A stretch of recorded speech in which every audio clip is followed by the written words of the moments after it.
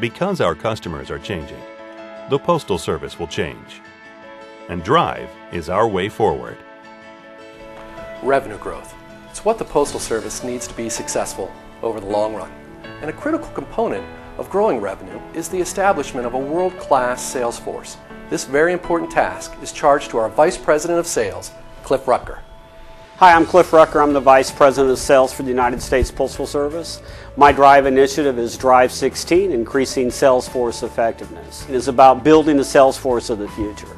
Because if you think about it, in the future, if we're going to survive, it has to be about how do we get everybody to be a salesperson, how do we get customers to want and need our products, and then how do we sell to them, and how do we keep growing that revenue on a yearly basis. What we're doing in Tampa in the southern area is all about retention efforts. Currently in our business model and sales, we don't have any type of retention. We're a sell you once, move on, find a new customer. What this program in Tampa is about getting the customers that currently use us or have left us, stay happy with the mail or come back into the mail and prove that there's a way that you can keep customers from going out the back door.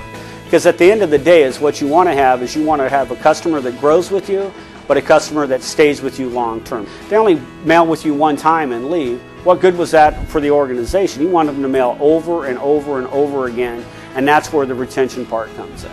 The call center is innovative in that it's something that we haven't done in a formalized way in this business. While we've approached customer retention informally, we've never really done it proactively, and this changes that. We're the ones that act like a buffer in between the customer and the postmaster, because a lot of times the customers don't know who to call, or they're upset because of a service issue, so that they just don't call. What I'm really proud of is that the fact that we were able to take 17 retention agents from various crafts, and they all came together to achieve this one goal.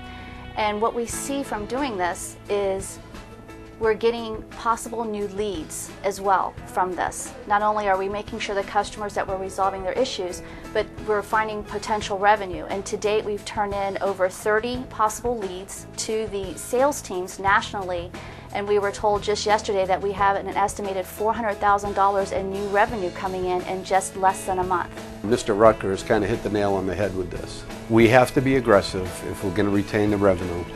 And we have to concentrate on every customer, not just the business to business, but the business to residential customer as well, and the small businesses, because that's what drives us. So I think my hat's off to him for developing the program, following through, and getting it off the ground.